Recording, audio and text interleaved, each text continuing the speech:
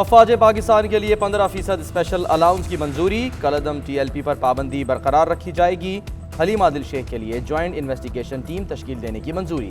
ईद की तातीलात के लिए नई समरी तैयार कर ली गई। वज़ीर आज़म की ज़ेर सदारत वफाकी काबीना का इजलास। यौम शहदा पर कश्मीरियों को खराज अकीदत पेश किया गया।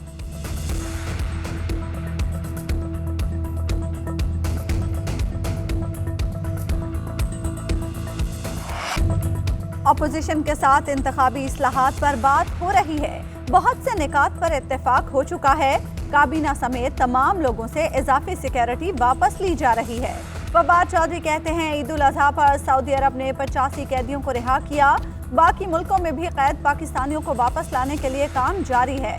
वजीर आजम इमरान खान 6:30 बजे UN के आला सतह के फोरम से खिताब करेंगे।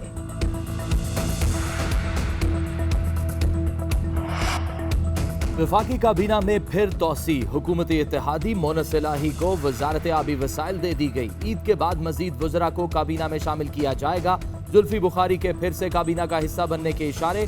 MQM और BAP को भी एक एक वजारत मिल सकती है। फैसल वावडा से मुतल्लिक कोई फैसला ना हो सका। मौजूदा वज़रा से कुछ से कलमदान वापस लिए जा सकते हैं। वज़ीर आज़म इमरान खान की मुशावरत जारी।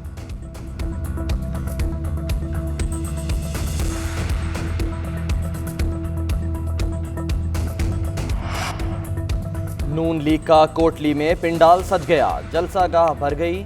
मतवालों का जोशो खरोश। पार्टी परचमों की बहार। मरियम नवाज ने जलसा गाह जाने से पहले वालिद से टेलीफोनिक गुफ्तगू की। कहा हुकूमत आज़ाद कश्मीर इलेक्शन में मदाखलत कर रही है। शफाफ इलेक्शन हुए तो जीत यकीनी होगी। PDM के मुस्तकबिल पर भी बातचीत। पार्टी उमूर भी ज़ेर गौर आए।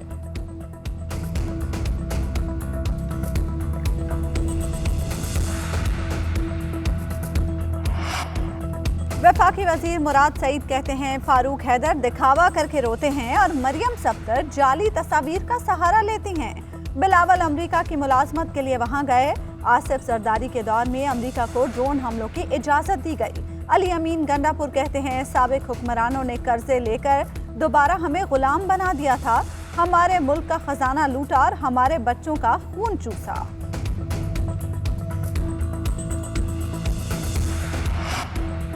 सिंध में कोरोना की भारतीय किस्म फैलने लगी। महकमा सेहत सिंध की डेल्टा वेरिएंट के 35 केसेस की तस्दीक। 4 अफराद की हालत तशवीशनाक। वैक्सीन लगवाने वाले 9 अफराद भी कोरोना की भारतीय किस्म से मुतासिर। कराची के एक ही खानदान के 9 अफराद डेल्टा वेरिएंट से बीमार। मियाँ बीवी और बच्चे अस्पताल मुंतकिल। पार्लिमानी सेक्रेटरी सेहत कासिम सुमरो कहते हैं सिंध हुकूमत को डेल्टा वेरिएंट से बचाव की तजावीज दे दी।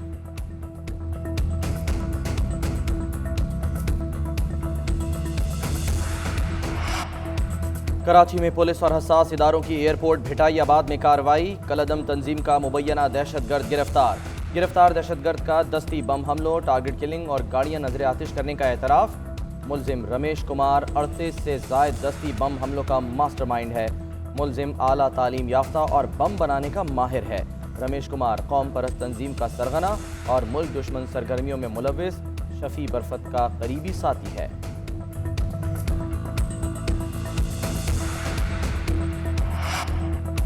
एक और बड़ा नाम रुखसत। 1994 में पाकिस्तान को हॉकी वर्ल्ड कप जितवाने वाले ओलंपियन नवीद आलम इंतकाल कर गए।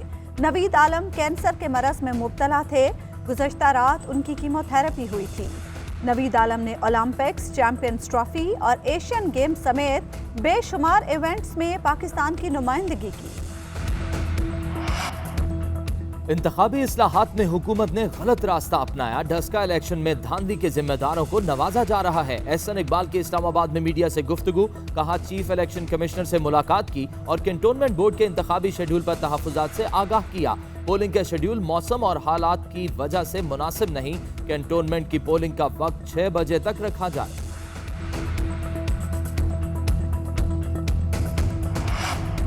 MQM पाकिस्तान के रहनुमा वसीम अख्तर का मजीद सूबे बनाने का मुतालबा। कहते हैं पाकिस्तान में 20 से ज़ायद सूबे होने चाहिए। जनूबी पंजाब सूबा भी लेकर रहेंगे। मुस्लिम लीग नून पीपल्स पार्टी के बाद PTI ने भी बल्दियाती इलेक्शन पर यू टर्न लिया। मेरी जमात की वजह से PTI की हुकूमत कायम है। हट जाएं तो हुकूमत गिर जाएगी। सारे ऑप्शन ज़ेर गौर हैं। वक्त आने पर आवाम के साथ नजर आएंगे।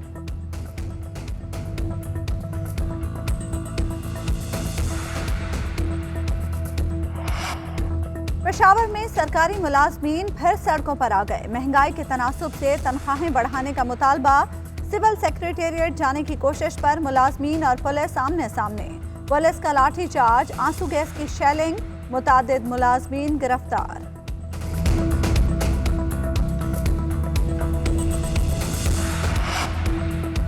इस्लामाबाद में कोरोना रिस्क अलाउंस न मिलने पर वफाकी अस्पतालों के अमले की हड़ताल। पिम्स पॉलीक्लिनिक और सीडीए अस्पताल में मुलाजमीन का एहतजाज। सरकारी अस्पतालों में वैक्सीन लगाने वाले अमले ने काम रोक दिया। वैक्सीनेशन सेंटर और ओपीडीज बंद होने से मरीजों को मुश्किलात का सामना।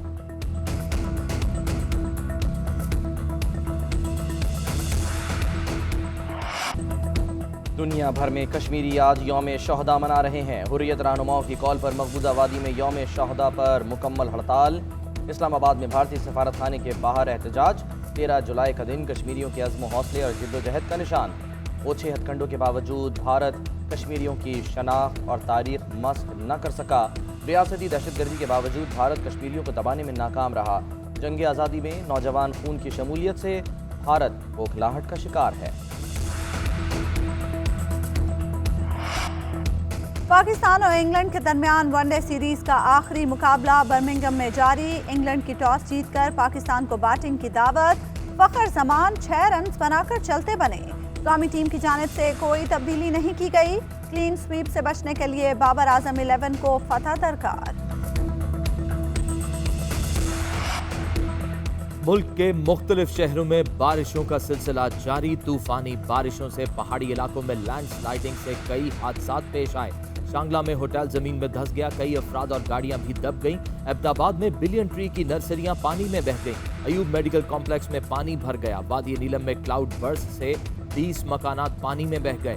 कई अफराद लापता हो गए। जफरवाल में नाला डेक का बंद टूट गया। पानी खेतों में दाखिल हो गया।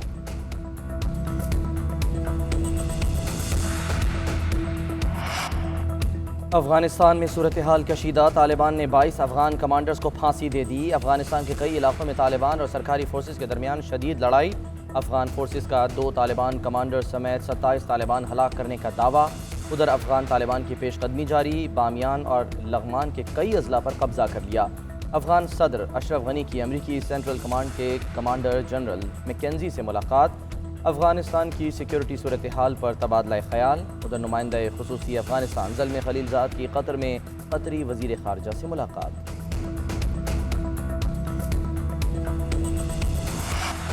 अफगानिस्तान में ताकत के जोर पर बनाई गई हुकूमत कबूल नहीं। अमेरिका का कहना है अवाम की बात सुनी जाएगी। अमेरिकी अखबार की रिपोर्ट के मुताबिक तालिबान पेशकदमी कर रहे हैं। हालात खराब हो रहे हैं। एक इमारत से कई मर्द निकले। गोलियों और चीखों की आवाजें सुनी गई। वीडियो में 1 दर्जन अफराद को गोली मारकर हलाक कर दिया गया। रेड क्रॉस ने 22 कमांडोज की लाशें मिलने की तस्दीक की। तर्जुमान अमरीकी महकमा खारजा के मुताबिक अफगानिस्तान में ताकत का रुझान खतरनाक है। हालिया तशद्दुद में ज्यादा हाथ तालिबान का है।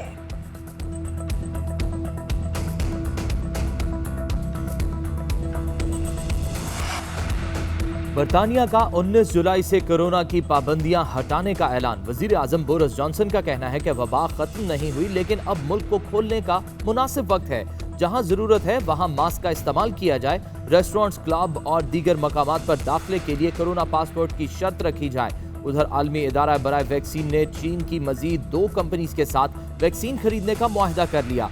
कोवैक्स प्रोग्राम के तहत 50 करोड़ खुराकें खरीदी जाएंगी।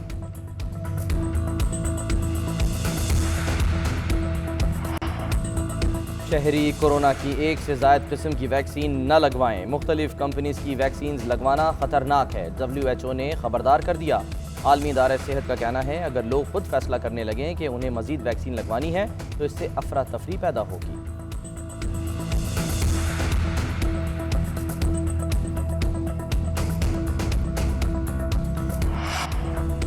इराक के शहर नासरिया में अस्पताल में आतिशज़दगी, 65 अफराद हलाक। आग अस्पताल के कोरोना वार्ड में लगी। आग लगने से दर्जनों अफराद जख्मी भी हुए। कई की हालत नाजुक। खबर एजेंसी के मुताबिक बहुत से अफराद ताहाल अस्पताल में फंसे हुए हैं।